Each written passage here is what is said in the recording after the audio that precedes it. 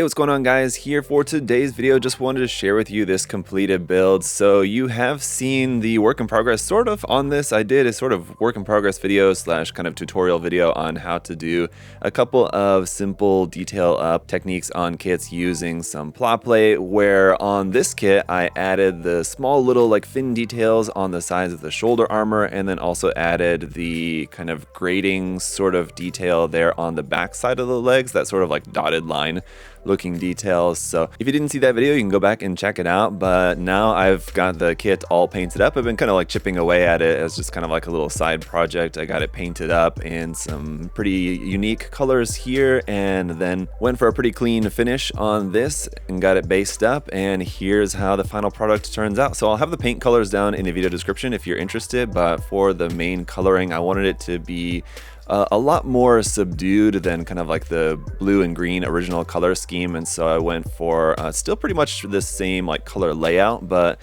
obviously a much more subtle two-tone color difference there, with like basically a kind of tan and then a slightly greenish kind of tan color there for the coloring for this. And then obviously we've got that kind of grayish color for a couple of parts like on the feet, and then some vent detail bits here and there on the front of the chest. And then I wanted to have a few kind of accent points in there, and they're actually all kind of centered right around the middle of the kit there. So obviously we have the hands that are in a very light kind of orangish kind of color there.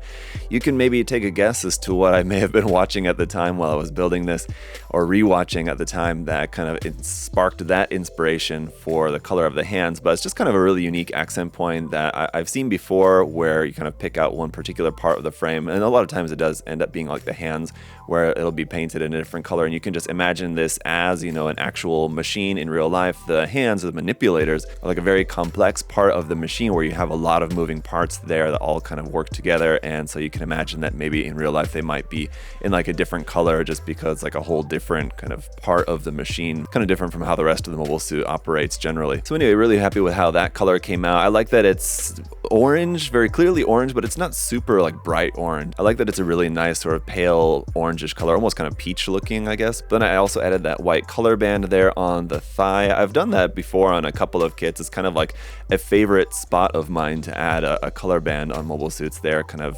halfway wrapping, or like kind of a quarter way wrapping from like the front of the thigh to the side. So added that on there, and then obviously on the weapon as well, I added sort of like a wave camo pattern kind of on there, and that was just kind of like a spur of the moment thing where I was like, this weapon could deal with like something kind of interesting to it. And the way that I painted that was that like the top half, which is in like the lighter gray color, I painted that very purposely inconsistently.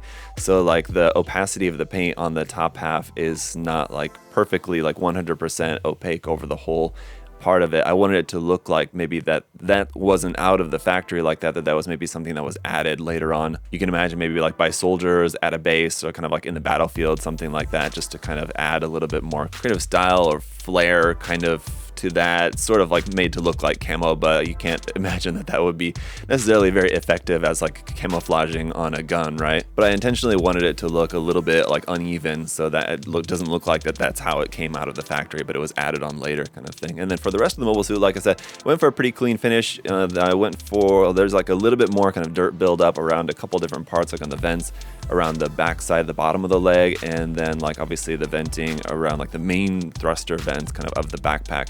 There's a little bit more kind of dirt and grime, kind of oil buildup around those areas, but for the most part I wanted it to be a pretty clean build. Wanted to basically just kind of show off the design, show off the colors, the details of this kit. It's a fairly simple kit, and I really enjoyed this kit a lot, actually. That's kind of what inspired me to want to paint it up in the first place, because the Zaku Mariner was a design I remember when this kit came out, and I had never been a really big fan of this particular variation of the Zaku, but I wanted to try out the kit, so I built it and did my review, and I actually really enjoyed the design of it. Actually, I found it was just kind of like the color scheme that didn't really do it for me, so that's kind of what inspired me to want to paint it into some different colors and just kind of make it my own. And I'm really happy with how this turned out. Aside from a few seam lines to remove, the kit is actually pretty simple just in terms of like the number of parts, so it's a pretty easy kit to paint up. For the decals on this, I actually used some simp decals mostly, but they're pretty much just like the simp version of the the origin decals from different HG origin like Zaku kits, and I just kind of used a mix of those. I wanted them to be in white to give some nice accents, because I wanted the overall scheme to appear are like somewhat bright, but I didn't want the decals to necessarily be too distracting. So that's why those decals from the HG The Origin kits are great, because they're really, really small. They're very tiny,